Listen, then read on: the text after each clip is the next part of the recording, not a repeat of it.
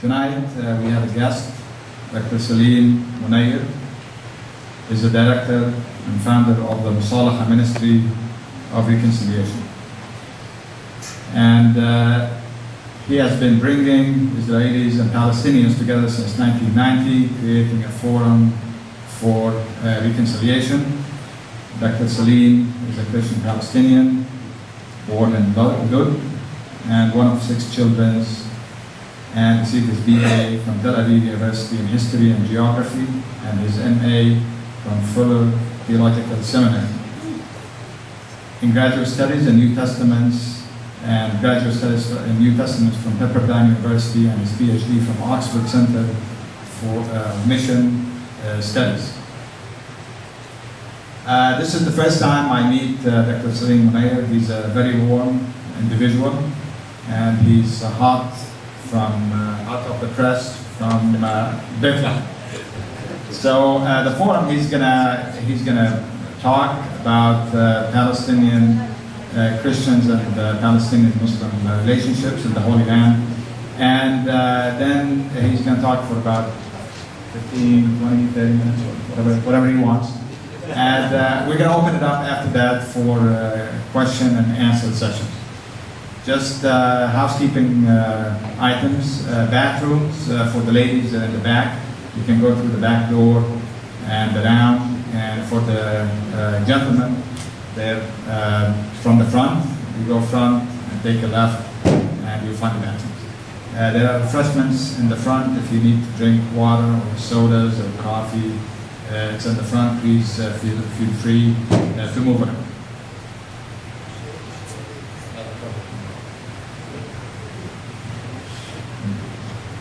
Okay, thank you very much. Without further ado, Dr. Salim Munayer. Thank you very much. Good evening to you. Salam alaikum, masa'al khair. Thank you very much, Sheikh Mahmoud and Osama, for the welcome, the hospitality, and the dinner.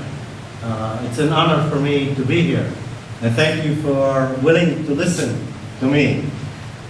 For the last 20 years and more, I'm working to bring both Israeli and Palestinian together from different backgrounds, Palestinian Muslim, Palestinian Christian, and Israeli Jews. But also, especially in Bethlehem, in the last 5 years, increasingly, we are bringing leaders of the community from the Christian and the Muslim community of Bethlehem. As you know, we are not an island. We are affected by the reality around the world and also affecting the Palestinian community in Palestinian territory areas. So what I would like to do tonight, tell you a few points why I think more than any time in history, good relationship between Muslims and Christians are important. And also I'll talk a little bit about the challenges. We have challenges, and those challenges are important to address and to deal with. Then I'll finish with a short story, then we'll have time for questions and answers.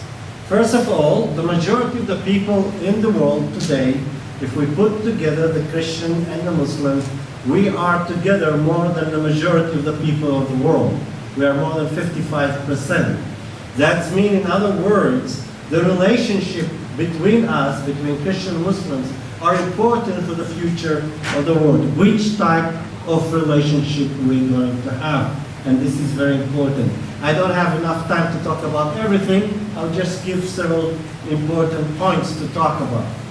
The second important things about that both Christianity and Islam is a global religion. If in the past most of the Christian or most of the Muslim were confined to certain areas, today you travel around the world, you meet Muslims all around the world, and you meet Christians all around the world. Before, most Muslims lived in countries where the majority were Muslims. Right now, in today's world, what we have a situation, there are Muslims minority in countries, the majority of the people are Christians. Also, you have countries where Christian minority living in majority Muslim countries. how we are dealing and treating our minorities. The people live among us. How people, like in America, that there is majority are Christian, how the Muslims in America are living, how they are being treated, how they're looked at, how being treated. It's very important for me as a follower of Jesus, because Jesus commanded me to look toward the people that are minorities. The same way as a Christian coming from the Middle East, a growing concern I have for the future of Christians in the Middle East. As you know, with the changes that's happening in the Middle East, and I'm not here to blame anyone, but the fact is many Christians are living in the Middle East for many reasons. Political, economic, upheaval of religion for many reasons. It's not good. It's not good because we need the others to stay with us. We need the other in order to check and to know are we faithful to how we treat minority people. And that is a great concern, I think, for many Muslim leaders, especially Palestinian leadership, are very concerned that the Christians, Palestinians will remain in Bethlehem. Because when I brought Christian leaders together and Muslim and asked them about the future of Bethlehem, they say, how can we conceive a future of Bethlehem where the Messiah Jesus is born without Christian presence there? How can we do? What can we do in order for the Christians to stay in Bethlehem? Because many people are leaving. So it's a great concern that we have. Another thing, we are affected by global reality. We live in a global economic situation. A global economic situation is not only global economic, also political. And also the media. Everywhere you go around the world, internet media plays important role. What's happened here in Arizona between relationship with people is affecting also people in the Holy Land. What happened in the Holy Land affecting how Christians in Arizona look and see Muslim and vice versa. We're living in a village. We are living in a world that everything is on the internet, on TV, and there is a lot of positive things. But sadly to say, also Christians, the relationship between Christians and Muslims in Bethlehem is being affected also by the media. There are many stations, I have to say, I sadly to say, in the Christian circles that don't speak positively or speak not in a kind way about Islam and Muslims. And that caused a lot of anger among Muslims.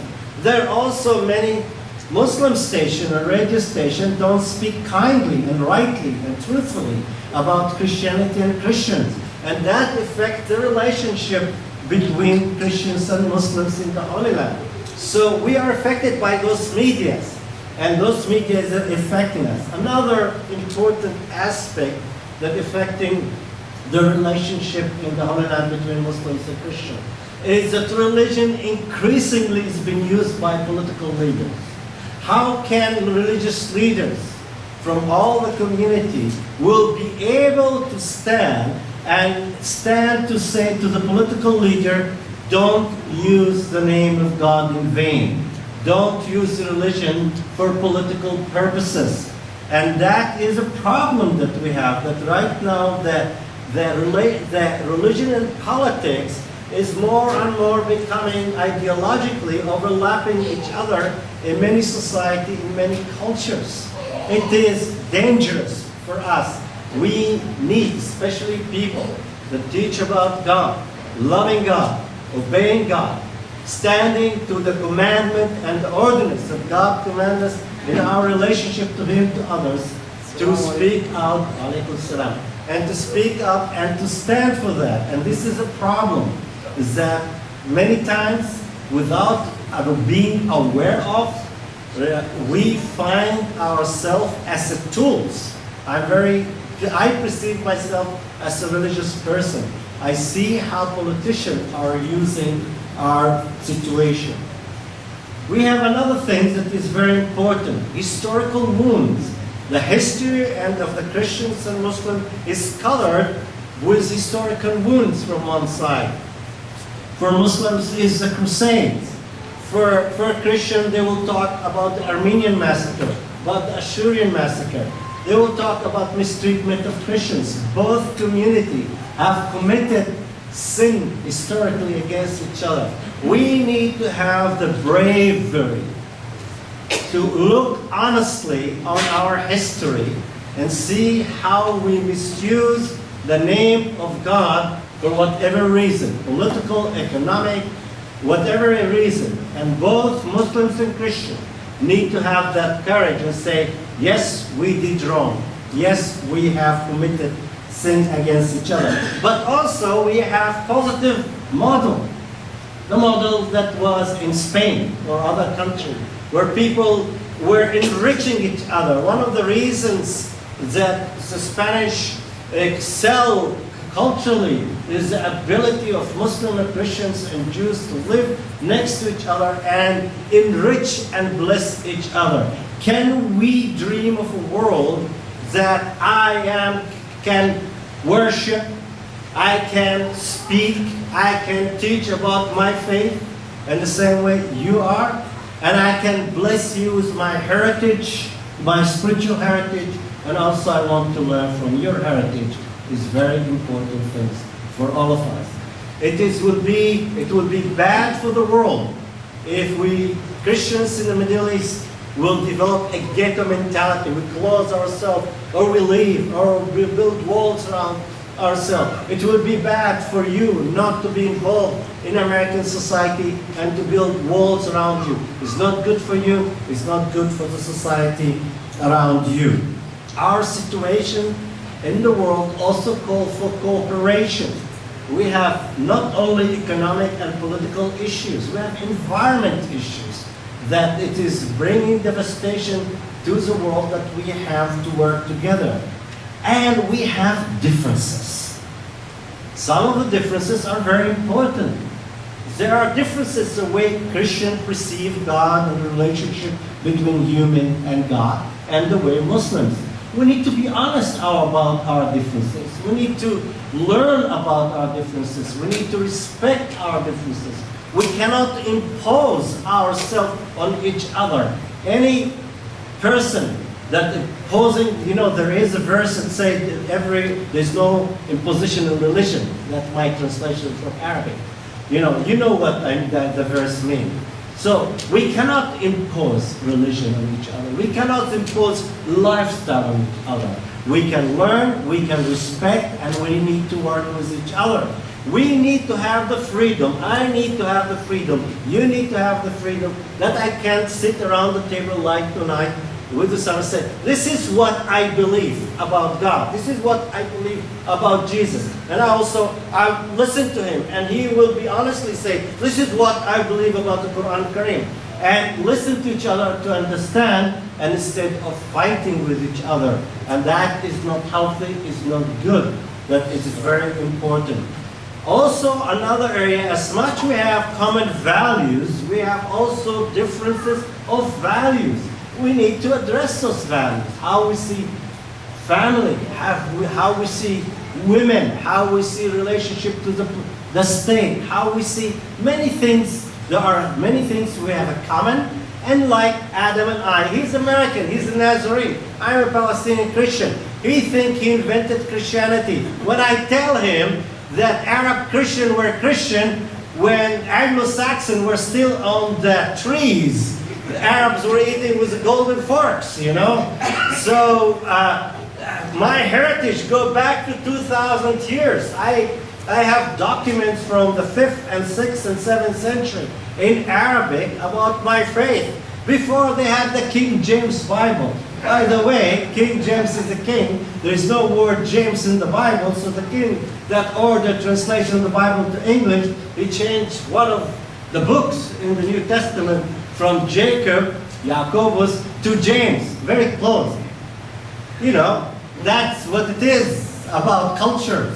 So I have a history, heritage, but I also need to learn his history and heritage. I become a richer, better person if I'm open to listen to the others and to learn about each other, heritage and situation. When I brought this month of May a group of Palestinian Christian lawyers and a group of Palestinian Muslims, and one thing that we did, we went to the desert. We went to Wadi Rum. Wadi Rum is in Jordan, near Aqaba. And we spent 5 days in the desert. And in that 5 days, we wanted to talk to each other. We want to get to know each other. We want to learn about each other.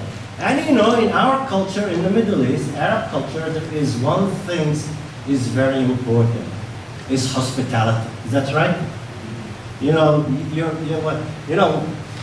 I have American friends, before I came to study in the States, when they used to come to our house, my mother would put the table, fruit, the table from here until there. I came to visit him in America, he didn't give me even a glass of water. I was insulted. You have that experience. Hospitality, ahlan wa sahlan. What does it mean, ahlan wa sahlan? Do you know what it means, ahlan wa sahlan? When you come and you say, ahlan wa sahlan, come and be part of my people, come and be part of my land. That's right? Al-sahl wal-ahl. Are you the one among you who knows the Arabic word? What does it mean to welcome someone? What does it mean to welcome someone? What does it mean to welcome someone not only to the family, also to the side, to the land, our land. But sadly to say, we say ahlan wa sahlan, it's like computer, to say, you know, like you turn on the computer say, good morning, Salim, you know, like if you program that, does it really mean it? Do we really mean ahlan wa sahlan?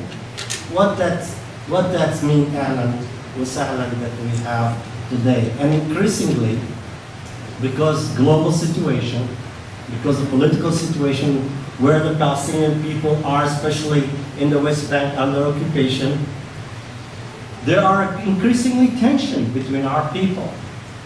And it's not good for our people. It's not good for anyone in our people. So we need to raise a new generation of men and women that know each other. When I grew up, I grew up in Libya.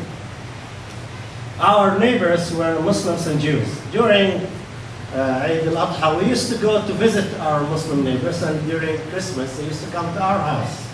We're visiting our homes, each other. Sadly to say, so we knew a lot about each other.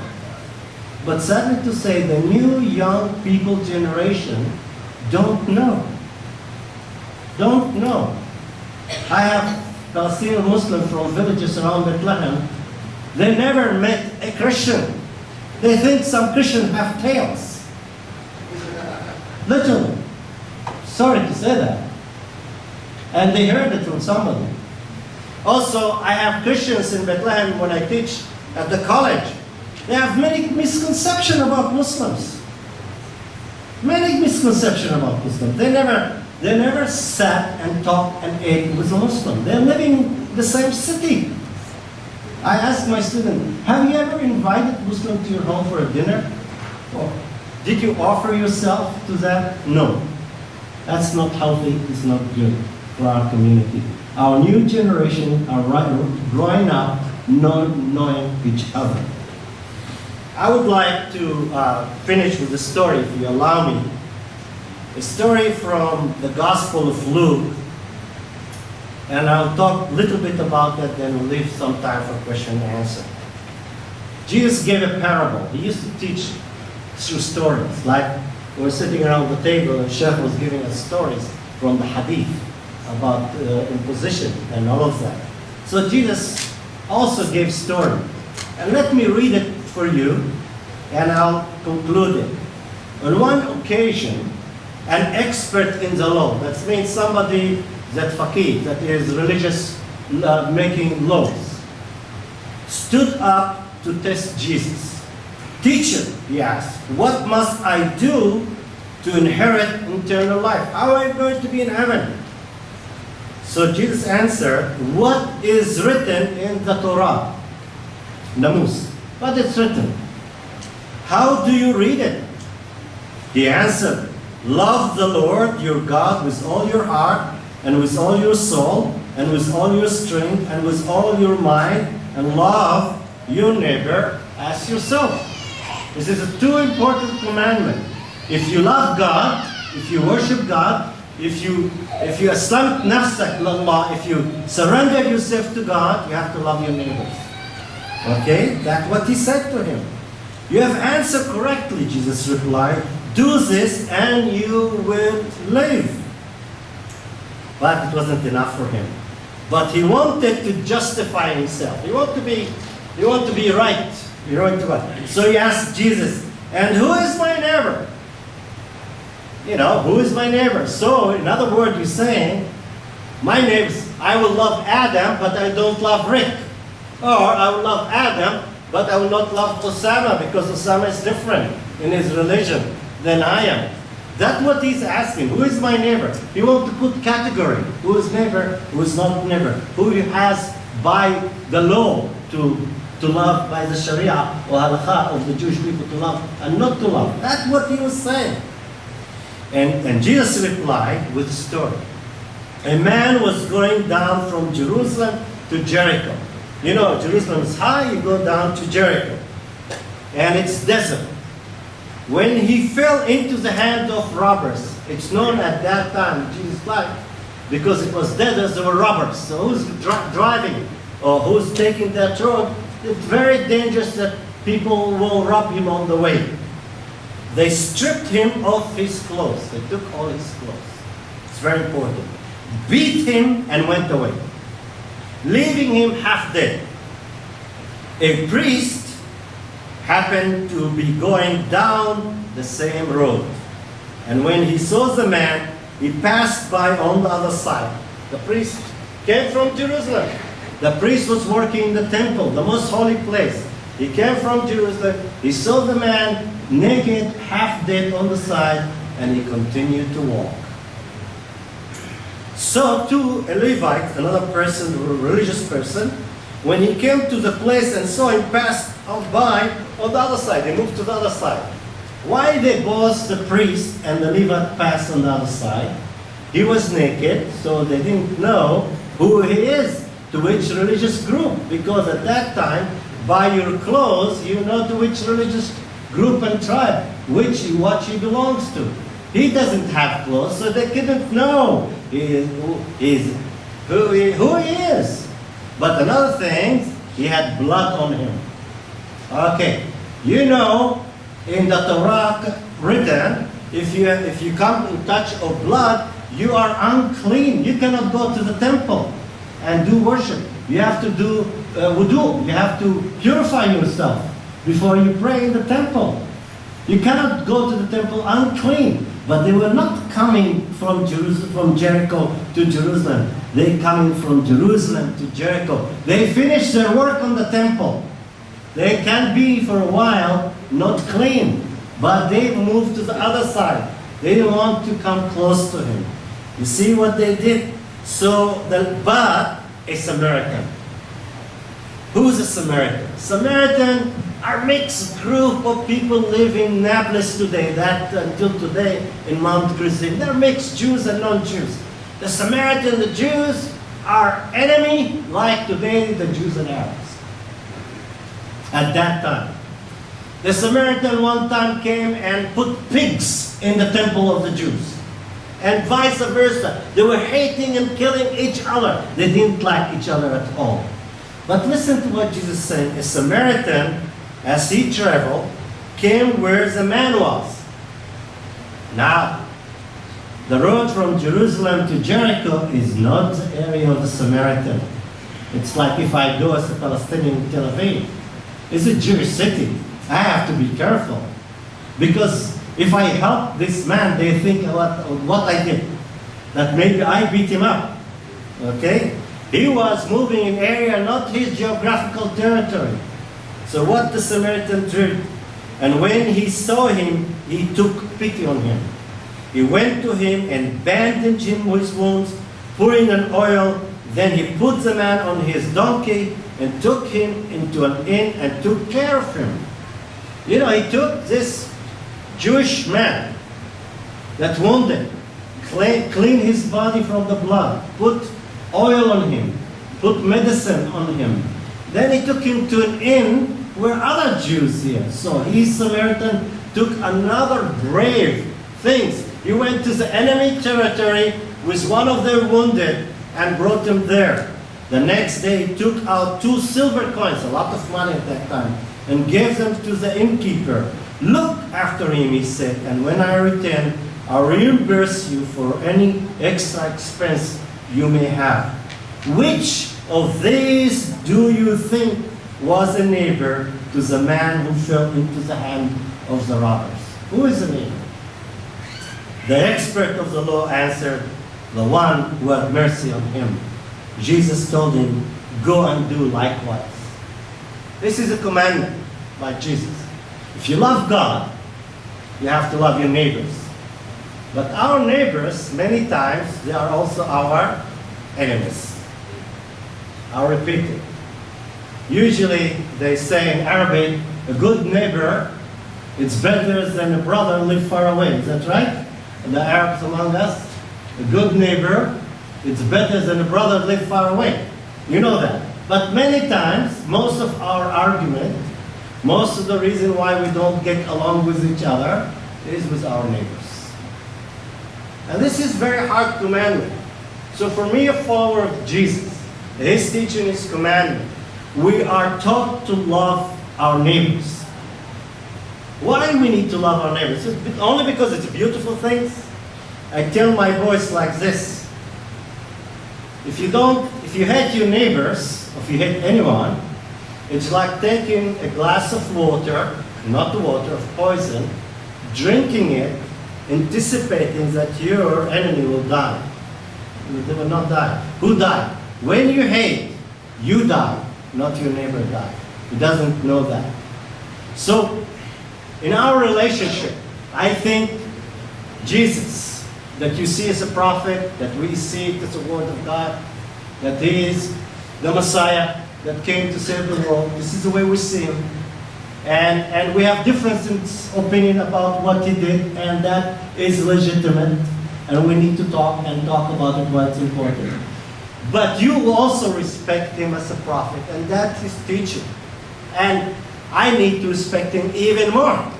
And sadly to say, I have to say, listening to you, many Christians are not treating you nicely, arrogantly, or I heard about arrogantly trying to give you pamphlet about Christianity, about Jesus. Jesus will not do that. Jesus will not do that. Jesus will first express love, compassion, meet the need of people before he talk about who really he is. So I'm sorry about that. But also we need to work together. We need to work together that Christians in the Middle East will stay in the Middle East. It's important for you, for what you stand and what you believe that Islam is and Muslims are. It's very important for our history. The world would judge us, and God will judge us how we treat minority and disadvantaged people. So this is why I'm here. I'm coming here and saying, as a follower of Jesus, you are not my neighbors, you're my brothers and sisters too. And we need to love each other. Because if we promote hatred, and sadly to say, many people in the name of religion are promoting hatred. Hatred will bring destruction to the people that promote hatred. And we need, as a follower of Jesus, to the Jewish people, to the Muslim people, to other Christians disagree with me, to atheists, whoever he is, we are commanded to love one another. We don't have an option if we claim that we believe in one God. Because one God, creator of heaven and earth, has created all of us from Adam and Eve, and we're all equal before Him. And because we are all created by one God, and because we are all equal before Him, He is going to just judge us equally. With God, when we go there, God is not going to check in our ID what our religion. He's going to check, do we believe and do we obedience? And that is the calling upon our life. And thank you for listening for me today. And blessing upon you.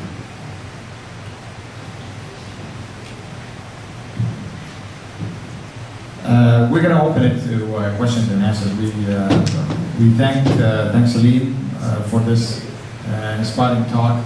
So we have time, and like I said, this is very informal. So please, any questions that you have, we have a mic, so direct the questions, please. Thank you.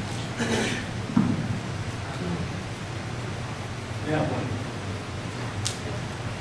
My name is Ali Khumsi. I come from a small town in Syria called Hama. We have a very small Christian community where I came from. And I agree with you. You mentioned something about your childhood. I experienced that same thing when I was growing up. The Christians and the Muslims, I never felt a difference between the two.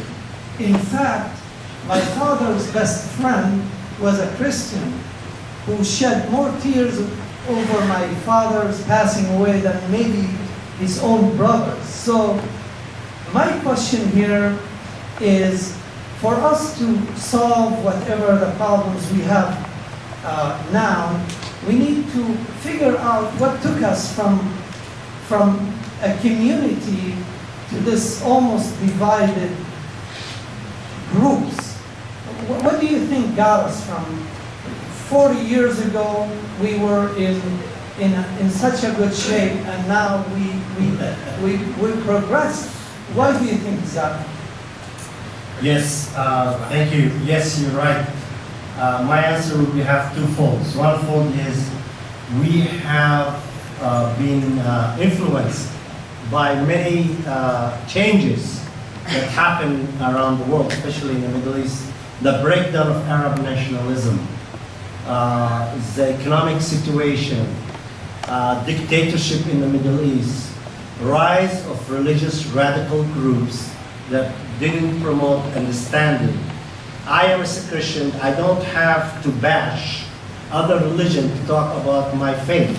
I need to talk about what Jesus is for me, and I need to talk about what he did to me. I don't have to speak against other people to speak about my faith. I need to talk about it. Increasingly, there are other groups that enter to the Middle East arena that have used religion and politics, and right now we have a challenge in the Middle East. We have the changes of empires in the world too, and all of that, political empires, and the breakdown of political empires that affect all globalization, as I said.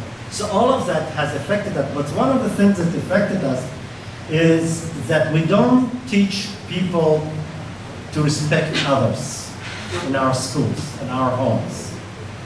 Do you understand? Yes. I live in Jerusalem. I try, I do my best to teach my children to respect other people and other people's belief. It doesn't mean they have to agree. You don't have to agree, but you need to respect. And this is two different things. People mixing agreement with respect. We have to respect and honor other people. I don't have to agree. So we don't have to agree that I will respect you. And we lost that. We don't teach it in our schools. And also, we don't teach it enough in our churches. And also, when I khutbah Yom Jum'ah, when I listen to the muazzin in Bethlehem, some of the time the khutbah is not so positive about other people. So that's disturbing. So we need to work on that together. Thank you. I have a question. You mentioned that the Christians are leaving Bethlehem. Yes. Can you elaborate about the reason for that? Yes. And why? And that's the first question. The second question is also just to get your opinion about the fact that the misunderstanding between religion, Christian, Muslim, and Jews, isn't this is going back to the lack of interest of the younger generation in religion and the teaching of religion itself? Yes, the reasons why Christians in Bethlehem living is the political situation first, and the political situation that's going on between the Israelis and Palestinians. Second is, as a result of the political situation, the economic situation. The Christian Palestinians are very educated people. They speak several languages, and as a result, it's easier for them to find job outside. Another reason is that this is the reason why we start increasingly tension not from the authority between the people, between Muslims and Christians. For example, you go into a Christian store in Bethlehem, you find many Christian symbols. You go to a shop that's owned by Muslims, you have all the verses from the Quran. And you have the saying in Bethlehem, for example, if you're Christian, you buy from Christian shop. If you're Muslim, you buy from Muslim shop. There is a growing tension. Also concerning our women, there is increasingly by the young people that don't have respect to religion, is that they are harassing the women, that they dress differently. Then, so we have a problem with harassment of women. And as a result, Christians, for example, are very protective of their family and their women, like you, like any one of them. And because they are minorities, the one way to protect you move areas. So we have that situation. It's true for one side, at the one side, that more young people are not interested in religion, but it's also true the other side that religious political ideology are coming in. Different group among radicals group, religious radical groups, that as Sheikh Mahmoud was saying, they don't represent Islam, but they are very popular among young people, and their sentiment and attitude toward others is not positive, and sometimes they use violence. And all of that doesn't help us. It doesn't help us to live with each other. We have one planet, and we need to learn to live with each other with respect. Do we have any other question?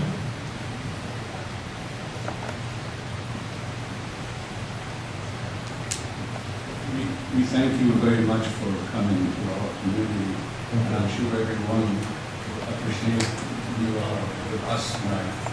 I would like to ask you to shed more light on exactly what are the approaches that you have followed, you and your Muslim counterpart, in terms of what you have actually achieved, given the fact that each of you knows the differences and all that, and misconception and so forth. Yeah. What did you do since you started your mission until today? And what type of progress that you did? So we can learn from that. Yeah, so we can implement rather than we dwell too much on the differences. Thank you very much. I did not have paid me to ask that question. First of all, I just tell you a scenario, what's happened. You drive a car in Bethlehem, and if you're Christian, by mistake you hit a Muslim boy, immediately the story becomes Muslim-Christian. If you're a driver and you're Muslim and you hit a Christian boy, immediately from a car accident, become the whole story, the whole city become Christian attack Muslim, Muslim attack Christian. So, or one time in front of the Bible College where I teach also religion and teach Islam, one of a small young Muslim boy, I saw him carrying the Bible. And my student said, oh, we need to do something. Hey, just a minute, it's a small boy. We need to talk and teach him, okay? So immediately anything happened between people, it exaggerated, become a big story, sadly to say. What we have trained a group of men and women that anytime there is clash between the community, immediately they are peacemaker, mediator. They come to quiet and to resolve the issue without allowing the situation to escalate. So we spent like a year and a half teaching people mediation, peacemaking, conflict resolution, and to understand the sensitivity between each community. So we accomplished that. We did a TV program where we have introduced 6 moral values that for Muslim, Christian, and Jews to live. You know, I'm a Christian, he's a Muslim. He has his belief, I have my belief. But we live in the same city. We live in Bethlehem. How he and I can live with each other without him forcing me to become Muslim and I forcing him to become a Christian. We need to live with each other. We need to work with each other. We need to share the road. We need to share the water. We need to take care of the sewage system. We need to collect the garbage. There are so many things that we have to have together. So there are 8 moral values that are essential for people that living from different religious backgrounds to live with each other. One of them is the common good of all. I don't need to think only what is good for me as a Christian in Bethlehem. I need to think also what is good for my neighbors. If I think like this, I don't only fix the road in my neighborhood, I'll fix the road in his neighborhood. Not only I need to take care of my poor, I need to help him to take care of his poor. Because if my neighbor is hungry, he's not a good neighbor. You know that story. This is the fact. If your neighbor is hungry, it's good. And it doesn't make a difference for me. It's a Jew, Muslim, Buddhist, atheist. I am commanded to take care of the poor. In the Bible, it doesn't say Christian poor, Jewish poor, Buddhist poor, Muslim poor. It said poor, widows, orphans. That's it. You have to help people. And we have to help all people. So common good. Another, dealing with historical wounds. How we can look on our history critically and say, sorry what we did, let's fix it together. Let's try not to repeat what's happened in history. If we don't learn from history, we're going to do the same mistakes. If Christians are not going to learn from the Crusades history, they repeat the mistake. If Muslims are not going to learn from their history, they repeat their mistakes. We have to look critically upon our history. Another thing that we did, we brought a group of students leaders from both community, and we trained them too, and they are going to pass it into university. As I told you, we took lawyers, because we have a lot of land dispute in Bethlehem between Muslim and Christian, and the lawyers, Christian Muslim lawyers come and say, we don't understand it, we are lawyer, we are legal, we go to court, we don't understand all this sensitivity. So we help them to understand the sensitivity of that. And one thing that we're going to do it in schools. This is our next step. Our next step to go to high schools and to start teaching our high school kids, teenagers, to learn to respect other people. That is something that we need your prayer, you need your help. How are we going to do that? Thank you for your question. We have the next question. First and foremost, I want to thank you for being here. This speech is very insightful and very filled with so much information that really is an eye-opener. Now, one of the underlying messages that I'm understanding is we need to somehow preserve the Christian presence in the Middle East. Yes. And I fully understand that. Now, my question is, I was born and raised here in the United States, and I am of Palestinian origin. Yes. However, what is it that, someone who's detached from the Middle East, in a sense, who, I have a few relatives there, but other than that, I have this detachment, in a sense, to the Middle East. What can, my generation, our youth, do to preserve this presence that we want to kind of benefit the message and send this message that that you're giving us over there? Yes, thank you for the question.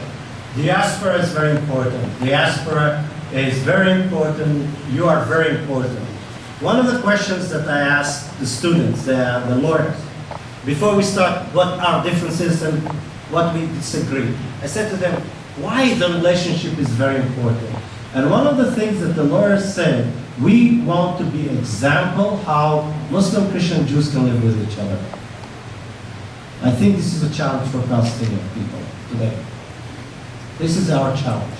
How are we going to accept the other and not exclude the others? In order to do that, we cannot do it alone. We need to have it. One of the things that is very important is understanding religious freedom and understanding religious expression. I want to have the same freedom in the Middle East as a Christian, like you have in America, with the problem that you have. I want to have the right to express my faith publicly as you have the right to express your faith publicly, with all the problems that you have. We need that in the Middle East, not because it is important for Christian. I think it's important for you as a Muslim. It's important for you because in a minute you don't allow one group of people the right to speak with, not attacking, with respect. If the next day you will not have the right. During the Second World War, there is a very famous saying of a pastor. This pastor in Germany said, when the Nazis came and took the cripples to kill them, I kept quiet. When the Nazi came and took the homosexual, I kept quiet. When the Nazi came and took the Jews, I said quiet. When they came took other people group, I said quiet. When they came to take me, there was nobody to stand. Do you understand that? It's very important. If you want to keep your religious right, religious freedom, you have to stand with minorities. And that's an important role. The diaspora Palestinian can play an important role in bringing religious freedom to our area, both among the Israeli and among the Palestinian. Listen, I'm not living in Scandinavia. I'm living in the Middle East. We have to learn to live with each other, to bring back the glory that we had in the past. And I would be proud to say I'm Middle Eastern. I'm an Arab. I'm coming from beautiful heritage of people accepting and excelling together. I don't want to defend the Arabs for whatever reason. And you don't want to defend Islam because how it's been represented by people or been misused by people. You don't want to do that. Why should you do that? We need to have a better future. Any sisters? They should be the first, by the way.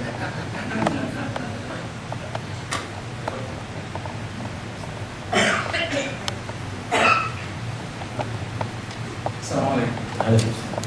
Good evening, everyone. I'm sitting here and hearing you talking about what happened and what we needed to do. But I wanted to share something with you because you mentioned about the mosque need to educate people. You mentioned about schools, about mosque to teach people about tolerance, imams. Not in the mosque, but outside. Or you're talking about imams need to spread tolerance and The religious leaders Yes. in every community, Correct. they need to teach. I start with myself. Okay. And then the Christian are the first. Christian leaders are the first need to teach about loving their neighbors. Correct. And then you mentioned about schools, we need to get to Yes. with youth and people. You forgot one thing, Right. because I was born and raised in Gaza. Yeah. And whatever we hear from Gaza now is coming, not pleasant news that's coming in. But I was spending the first 26 of my life in Gaza, where Christian and Muslim lived door to door. But what taught me tolerance to the other faith was home. It was the home. It wasn't the school. It wasn't the mosque. It wasn't the imam. This is how we lived together. My mom used to send me with dessert plate to the neighbors. We used to go to school together, sitting next to a Christian. We study math, science, till it's time to do the religion. Yeah. Then they go to different classroom, they learn the Bible, we go with our teacher, we learn the Quran. And there was nothing in the past, on the first 26 years of my life, there were no issue. And that's all coming from the homes, or coming from the mothers, it's coming from the people themselves. If we can get that back, I think we will be You're right 100%. It starts at home. 100%. And I am, my father, thank you very much. My father all the time used to tell me, you know what my father did, he's a Christian, and when they, in Middle Eastern school, they separate, when come class of religion, they used to separate the Christian to study Christians and Muslim to study Islam. My grandfather told my father, I want you to go and study with the Muslims. Then he had him go to the class and study Quran with the Muslim kids. Today, we don't have it. And one of the reasons we don't have it, I think, because many of us are growing up with fear of our identity. We're not secure with our faith. And we're afraid to learn about other faith. And that is not right. It's not, as you're 100% right. My grandfather was a very, very strong Christian. He used to be reading the psalm in the church every Sunday. The fact that he learned Quran or Islam did not make him less Christian, made him more understanding his Christianity and respect and understand his neighbors. And this is what I carry, this heritage that about it's coming from my father and my grandfather, and I would like to carry it to my children and their grandchildren to respect and other people, not to be hateful. We have a question. Yes. Can you please elaborate on the occupation and how much it has influence on the other religions? Yes, my lecture about Muslim-Christian relationship in Bethlehem, and no doubt about it, the occupation affect this relationship between people, no doubt about it. One of the issues that all occupation do is divide and rule. You know that the system, is divide and rule. And one of the things that we experience, sometimes at the checkpoint, the soldiers will come, oh, you Christian, you pass, you Muslim stay. Or sometimes, right now, Eid al-Adha, they allowed 130,000 Palestinian Muslims to go to the beach in Tel Aviv. They never give it to Christians. So the rulers that have the powers plays between different groups to do that. Another aspect is important, and I don't have the time to talk about it. In the beginning, the essence, the large degree of the Israeli-Palestinian conflict was national ethnic group, two group of people fighting. Increasingly, the conflict has more religious language, religious tone, and that is not good for either of us. When you use religion in a conflict, it becomes the language absolute, and when the language is absolute, there's no room to give and take and compromise. There's no room for the other. So I'm really concerned that our conflict will have more religious color. It shouldn't be. It's not good for either of us. Maybe the last questions, because I know that you have time because you have a prayer at 9. Okay. It's just I want to reach the understanding that Islam teach love your neighbor. Christianity and Jesus teach love your neighbor. Actually, Judaism and the real Jewish Torah teach the same thing, love your neighbor. We're still talking about religion. Isn't all our problem is basically about self-interest, control, land, resources? Isn't this is the source of all disagreement? It's not really religion is the problem. Because religion, or true religion, promotes the same principle of peace, love, and cooperation among each other. No compulsion. No compulsion in religion. No compulsion in religion. So why, as religious representative, always talk about religion being the cause or the use of religion? Isn't it actually human negativity, human garbage, if you will, that cause all our issues, not really religion? There are many reasons. There are economic reasons, there's ethnic reasons, there are political reasons, and also there are religious reasons. There are differences.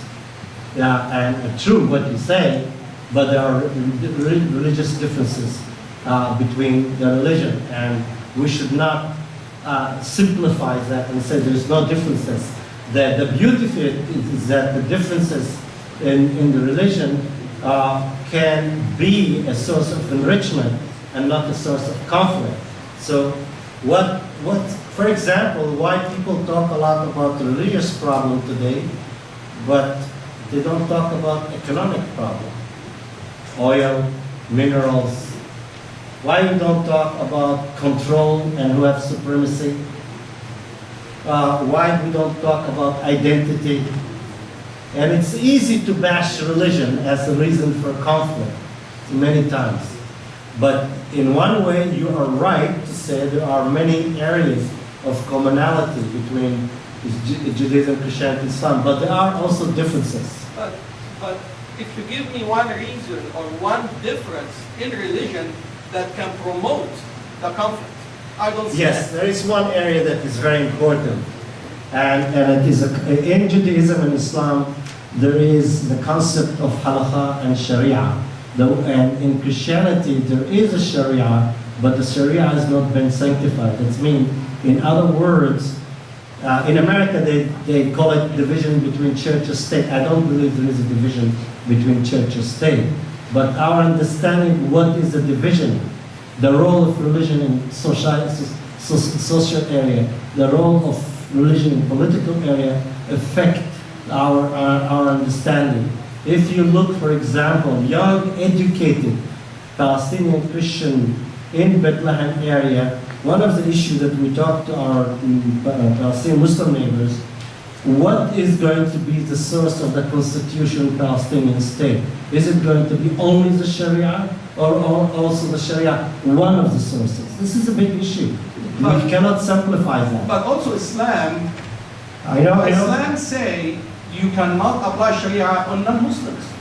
You, as a Muslim, and my faith tells me that your Sharia, my religious and my social environment or social guidance, I cannot apply it to a Christian. And the Imam can elaborate if we'd like to. Yeah, but not all Muslims agree with you.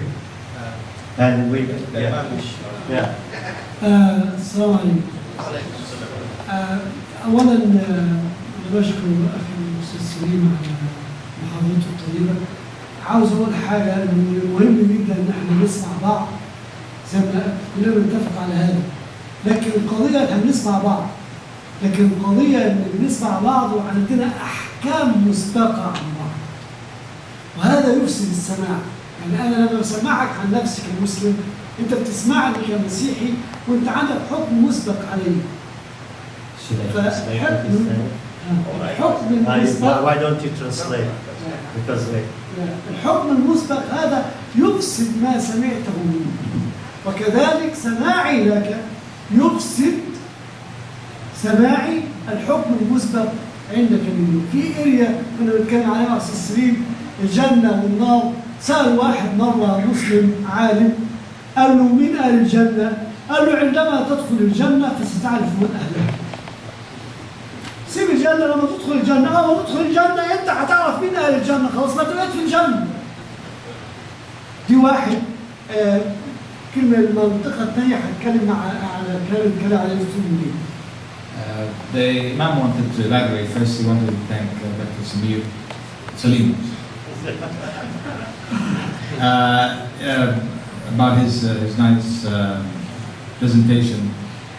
What the Imam wanted to say is that it's also important to understand that when two different groups talk to each other, they already have preconceptions about each other. So when Muslims or prejudice about each other. So when Muslim talks to a Christian, the Christian already has received notions and prejudices. And the same thing when a Christian is talking to a Muslim already have these pre-notions and prejudices and preconceptions about the Christian. So it is important to understand that before passing judgment, we have to honestly listen to each other without these prejudices and prejudgments. And before the event tonight, we were having dinner with Dr. Salim, and we were talking about the issue of condemning people to heaven and to hell, and telling people that they're going to go to heaven. So a man came to a scholar one time, and he said, "Can you tell me about the people that will go to heaven?" And he said, the response was, when you go to heaven, you will know who the people of heaven are. And the thing is that basically preoccupy yourself to get there. And don't worry about the other people that are going to get there. And once you get there, you will know who's there. الجزء الثاني من المشكلة اللي كان عنها الدكتور منير إنه التدين للأسف إحنا منينا وبلينا بأن التدين تحول إلى مظهر لا إلى جوهر. وابتلينا المتدينين عموما بأن عندنا أنصاف شيوخ وأنا آسف أنصاف قساوسة. بقى عندنا أنصاف شيوخ وأنصاف قساوسة وأنصاف رباي ومنهم من قد يطلق عليه اسم وأكبر اسم ولكنه لا يحسن في التدين شيء وإنما يتعلق بالمظاهر.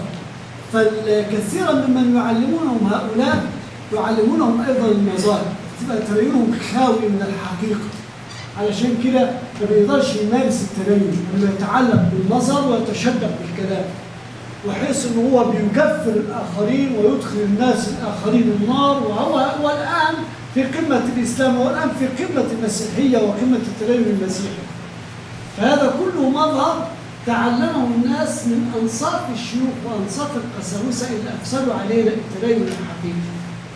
ودي حقيقة للأسف موجودة الآن في عالمنا، وعندنا قنوات فضائية بتبث سموها من ناس كثيرين جدا سواء مسلمين أو مسيحيين، بيفسدوا الجو والعلاقة اللي احنا نشئنا عليها وربينا عليها.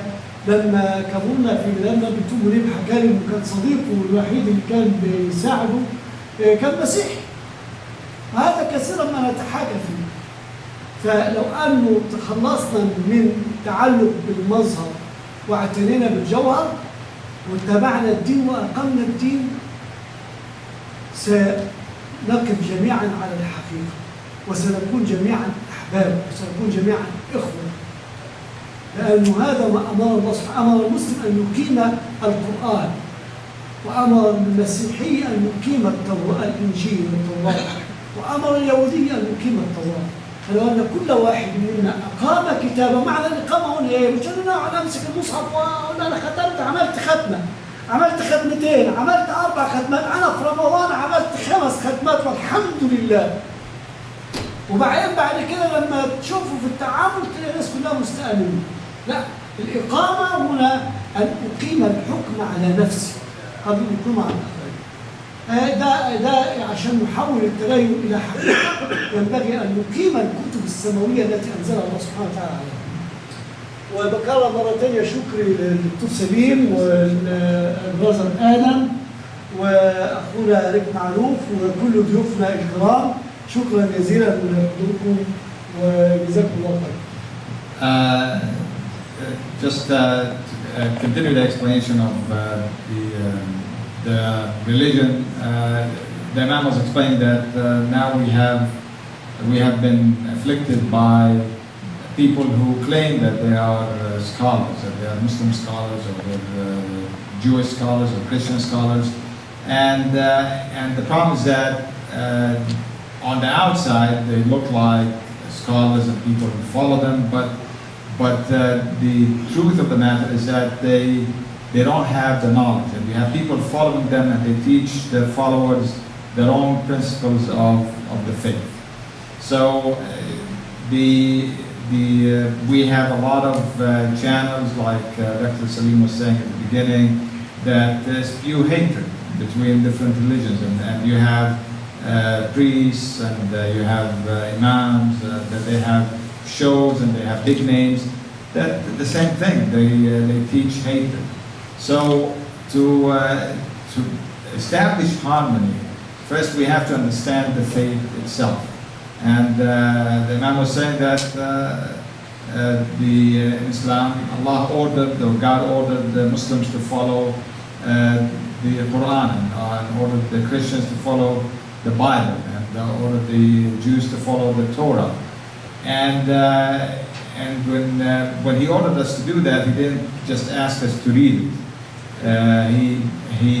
Because you find people reading the text, but they don't apply it. So what God wanted us to do is establish the tenets of the faith, of each of the faith. And if you establish tenets of the faith, you will find that all of us will have more commonalities, that we will be in harmony. And that's what God asked us to do. And Imam then thank everybody that attended. But we still have time for questions. We have one question over here. Why don't we start with the ladies? Go with the ladies first. Ladies first. If you requested, Yes, I request to give room. Yes, right for the ladies. Speak up. أنا كنت بتلحن إلي يعني 43 سنة، جيت بس شهرين على البلد. فيعني اللي بيحكي الآن دكتور سليم أنا يعني عايشته كنت وشايفته، فما حسيت في عنصرية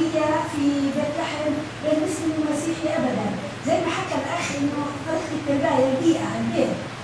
كان أبوي الله يرحمه ضل يحكي لي في مثل عندنا كل واحد على دينه الله يعينه. وفي نفس الوقت زي اللي بيقولوا ربنا بعطيه صليبه على قده.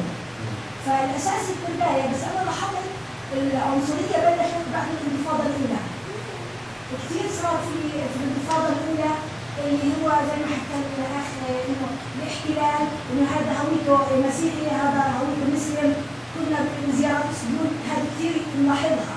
واللي لاحظت إنه صارت زيادة في هاي الفترة، يعني في الانتفاضة الثانية صار بالفعل الجيل الجديد زي ما حكى إنه بالقشور بالفعل بطل في احترام، بس يجيبوا إنه التربية مش زي على الاحترام الآخر، مش بس حتى على مسيحي، على التقبل الآخر بشكل عام. شكرا كثيرا. Yeah, the sister was saying that she grew up in a very tolerant home, but I'm summarizing what she's saying. The tolerant home, but after the first intifada, especially also the second intifada, the tension between the Christian Muslim has been increased to a large degree. So, yes.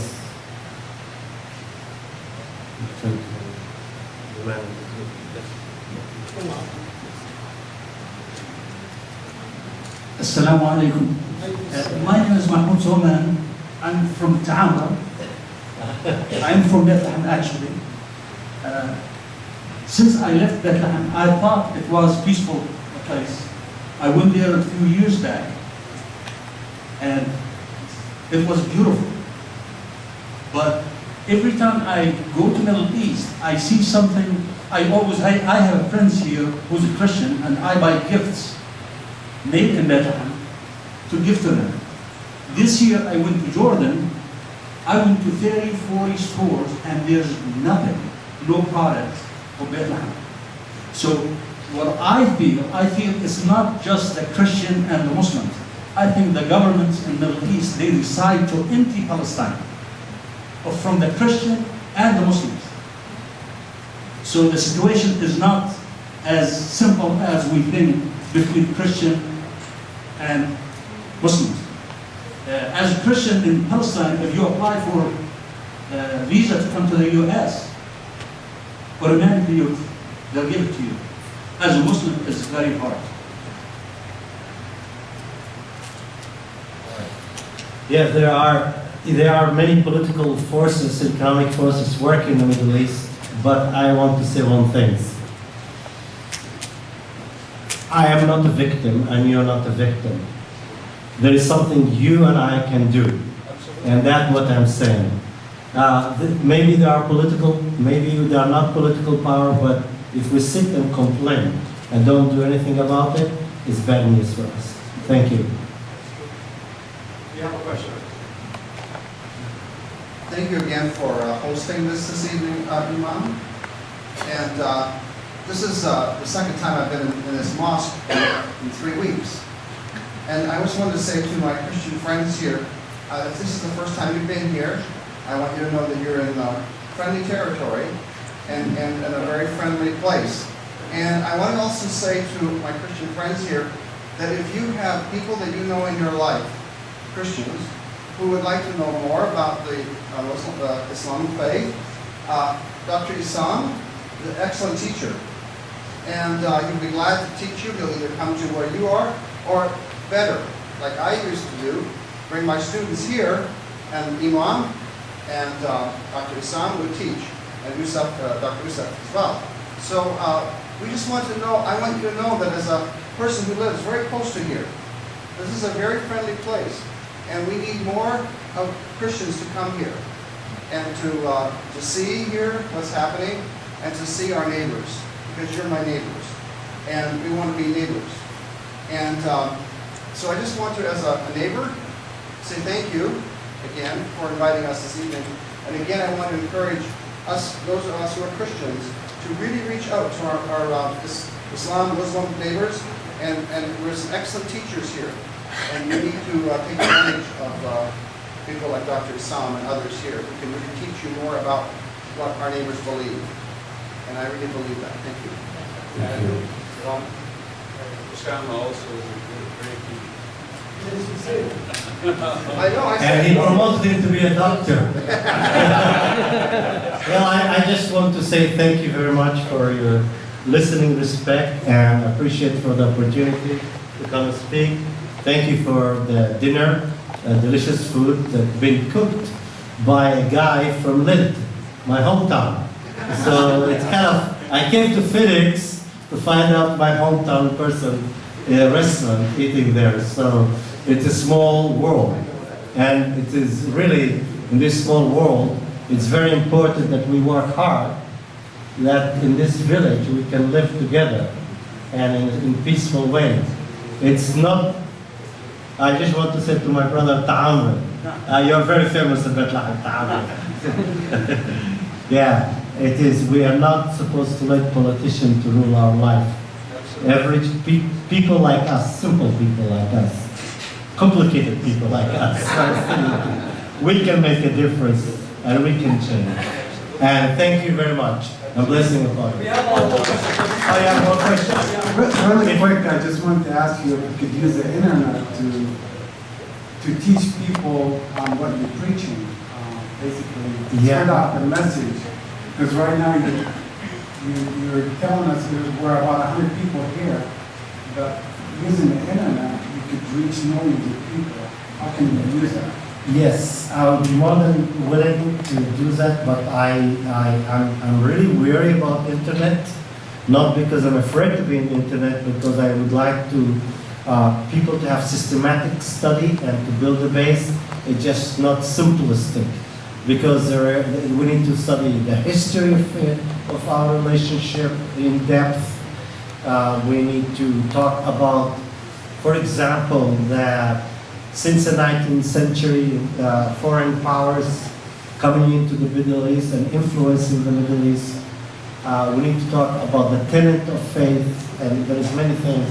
So we need to have in-depth study. So if somebody wants to come to Bethlehem, we are welcoming you to our college for 1 week, and you'll get lectures, and you'll get the best hummus in the world, with tabbouleh, and that's right, Lynn?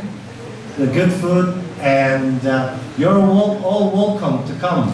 And I believe in-depth teaching, I'm not saying it's superficial, but it's not aspirant. It is really a transformation of worldview, a transformation of the heart. That is what's required from us. Thank you. Oh, the lady. There's a lady there. If the ladies would give them permission, men no. Yes. I think, in response though to the internet teaching, I think that what I have found in the last couple of months as I have studied in depth the Islam religion, that on a person-to-person basis, as I meet with people and they make comments of ignorance, we can teach them as we know and learn ourselves. And we build those relationships with others. And not just with other Muslims, we build it with other Christians, and people are beginning to say, well, tell me more. And I think that's what we need to do. We need Christians that are out there doing that. Thank you. You're welcome to come. Thank you. Again, I would like to thank Dr. Salim. And by the way, next to Dr. Salim, we have Adam Estelle. He's a friend, he's a neighbor. I'm sure that everybody has seen him before in the mosque. If not, this is a chance to see him. The organization that brought Dr. Salim is Evangelicals for... Oh, okay. He's saying that we'll promote this if you allow us to park in the church during the Eid. It's Evangelicals for Middle Eastern Understanding. And this is a group that promotes understanding between different religions in the Middle East. I don't know, do you want to talk a little bit about the organization? This is your chance. Yeah, if you get paid, you better speak. Thanks for having us tonight. I agree with Ron. This is a welcoming place, and I always feel very welcome here, and thank you for that. I'm a member of the church very close by, and we definitely consider you our neighbors and are proud to have you as neighbors, and hope to continue to be good neighbors to each other and for the betterment of our community.